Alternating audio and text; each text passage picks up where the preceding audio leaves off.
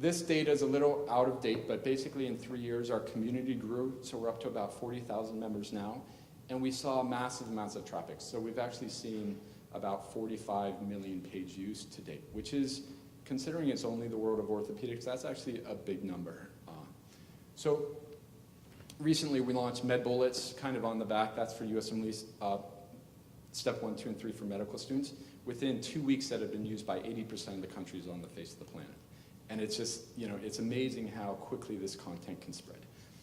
But, so I tell people, just think of an example. So all these people sitting in this room, we have all these doctors here, all these smart people.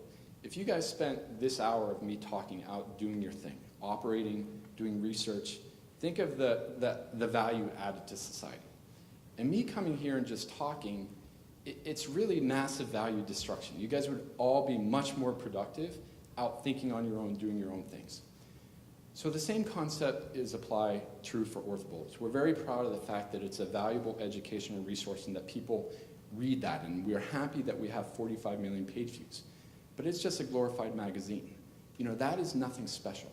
Think, on the other hand, if we can take all the people here, all the thoughts that you're having, all the ideas that are just going off right now, if we could take those ideas, bundle it, bring it together and put it through some box where it actually can get out and impact society, that's a totally different value proposition than me just speaking, if we can somehow get your ideas out of this.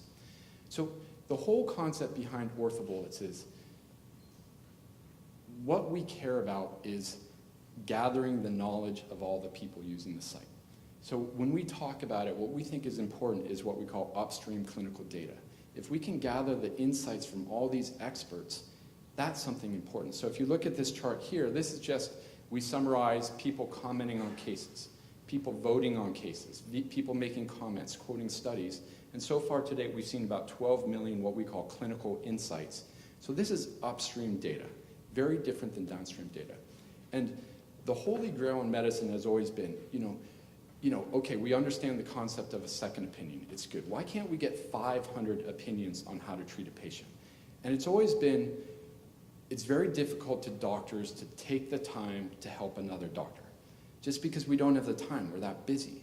But if we could get all these doctors to help each other, then that would be something important. That's always been kind of the holy grail of internet activity. And Spine Connect tried it, failed. Ceremony.com tried and failed. Everybody's always struggled actually getting the doctors to get engaged and give back their clinical insights. Yet we all recognize that that is the most valuable opportunity here.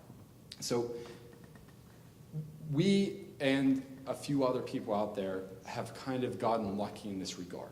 And when I talk about clinical, insights, I think the most obvious example of that is the clinical collaboration around our case sharing. So this is just an example of 14 cases, and within a period of time, you have about 20,000 doctors voting on how they treat those patients. Now, I'm sure Mo, he looks at this and just thinks, oh my God, that's just like consensus, that's dirty. Who are these people? Like, what does this mean? This is dangerous. But, we do know that JBGS publishes surveys of 100 doctors voting. So that you're going from 100 to 20,000 in a month, there's something important there. And I don't know what this data is going to mean. I really don't. And I'm not pretending. All I'm saying is that it's my intuition that it's valuable and that somewhere down the line we'll figure out and that this will make an impact. So this is just kind of an example of how this looks. So this is just a distal radius fracture that somebody uploaded. And you can see that, 82%, 580 orthopedic surgeons voted on how to treat that, and 82% said they'd use a volar locking plate. And there's nothing really exciting happening here. And we're doing this new thing that I'll talk about in the end, but it would be nice to see if there was some way to easily correlate that consensus, in whatever form it is, with good evidence. So say that was a grid, that chart in the bottom right. These are our evidence footprints. Say that the big circles are level 1 studies. If they're blue, they're not biased. If they're to the right, they impact people's practice. And if they're up towards the top, it leads to more cost-effective medicine. So that means if you have a bunch of big blue circles in the top right quadrant, it means that there's good evidence to support this statement. And that's all crowdsourced data. We're just starting to get this. But if you could draw a correlation between, okay, we have good data in the top right, and it kind of matches with consensus that, okay, this is how we treat it, there's some value to that in itself. But look at this situation. This is a distal third clavicle fracture. And this is a funny case because we get a lot of kind of patients and people trying to break into our website, and I saw this person come in, and it was like from a huge venture capital firm in Silicon Valley. I'm like, oh, this guy's going to buy me, But when I called him up and I said, this is for physicians only, he said he's like, I was mountain biking in Palo Alto, and I had this accident, and I have this clavicle fracture, and I'm going to one doctor, and he's saying he's going to use this implant. I'm going to another doctor, he's going to use this implant, and he has no idea what's right. And that's a situation that provides enormous amounts of anxiety for patients, because all the time they go to one doctor who says one thing, they only get two opinions, they go to another, they're both saying different things, and they're just in the situation of what is the right thing to do. So you see in this situation, distal third clavicle fracture, everybody agrees on surgery, but you have all this variability on the implant to use. Whenever you have variability like this in any field, economics, politics, it means that there's a lot of inefficiencies, it means that patients are getting the wrong treatment, and it means that a lot of money is being wasted. So, in our hypothesis that if you can do these grid and crowdsource this to include all the data out there and show a correlation between this much variability and the fact that we don't have good randomized clinical trials, right alone you're saying, well, okay, this can't tell us how to treat patients, but it's telling us this is where we need to do a randomized clinical trial. Don't do a randomized clinical trial on a distal radius fracture, and just that kind of honing in on where there's variability, where there's inefficiency in the system, so we can use our limited RCT dollars better, you could say that there's value in that alone. So this is something that I'm sure we could have beers and drink about this, but there's something that's happening that's very important right now, which is there's this massive explosion of data being produced in open source clinical journals. And I, as a consultant, I know very little about it, but I know it's very important. So it used to be that everything would go through JBJS, these few select journals. But now this data is showing up all over the place. And it's extremely fragmented. So for us in our daily clinical practice to go sort through all that data, one, to find it, two, to see if it's any good or not, it's never going to happen. And that's the problem with open source, that it's all over the place. Whenever you have a problem like that, there's one solution, you crowdsource it. So what we're trying to do is go, okay, so if you're going to vote on this clinical case, you need to pull in data to support it.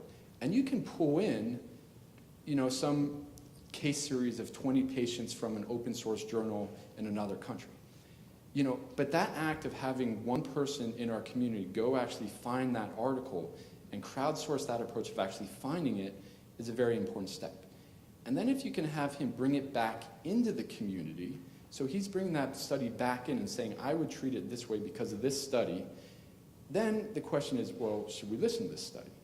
And the idea is that once you bring it in, then you can have the whole community vote on it. So we have these questions.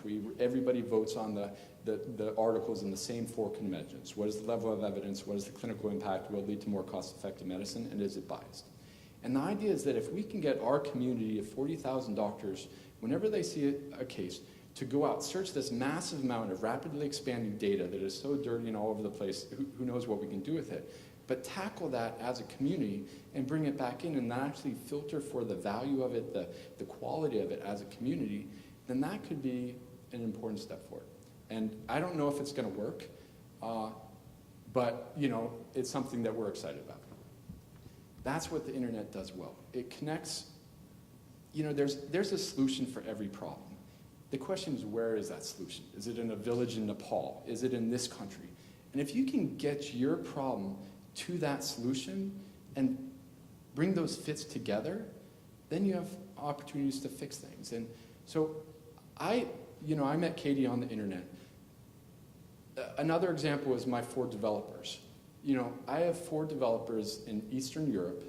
I have worked with them every morning. I have a stand-up meeting with them for an hour on Skype. I know who their kids' names are. I know what they do. It's like you have no idea how well I know these people. And I've never met them in person.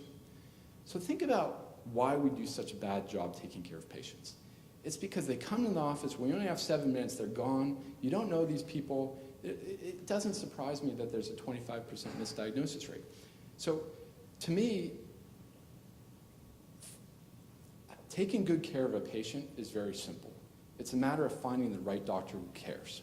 That's it. You know, that is what taking good care of patients is, and having data to dictate decisions. So my hypothesis is that within 10 years, 60% of us taking care of patients is going to be on the internet. And that time on the internet is going to let us get to know them, and it's going to let us accurately diagnose them, and it's going to lead to better care. Because, you know, I break down patient care into 3 steps. First, we make a diagnosis. You need to know people well to do that. The next is you determine what is the treatment. So if you have a diagnosis A, treatment 1 through 3, you choose 3. The last step of actually doing the operation, you know, let's face it, it's easy, you know. So if you think about that we're going to spend all this time interacting with our patients online through this interactive thing, that means that 60, 70% of our data is going to be coming through the internet. And suddenly you start thinking about that, you're like, wait a minute. If all the data is, all my patient interaction, all my data is coming through the internet, this gateway is important. And I tell people that, you know, we have some other slides where physicians are just losing control precipitously. And I don't understand it. They're just selling their practices. Once you give up control, once you give up, you know, 3 out of 5 board seats, it's gone. You can never get it back. We've given up the emergency room. We've given up so many aspects of medicine. I fundamentally believe that the social networking space, our ability to interact with patients, is going to be the most important stronghold for us to continue to take good care of patients in the future. And I feel like we as a physician community now, we need to fight for this space. Because in the last 6 months, $100 million of venture capital has gone into Doximity, Consulting MD. These are non-physician-owned organizations. They know that there is enormous value here.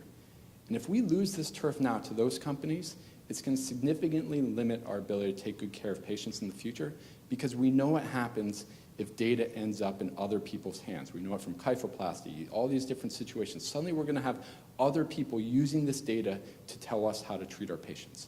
And that's a bad situation. So Orthobullets, I know a lot of people see it as, you know, it's a great, you know, test prep, a great way to learn. But to me, what it really is, it's a matter of bringing physicians together and not losing control and fighting hard for a piece of space, some turf, that I ultimately think is going to be the key to taking good care of patients. And, you know, that's pretty much it.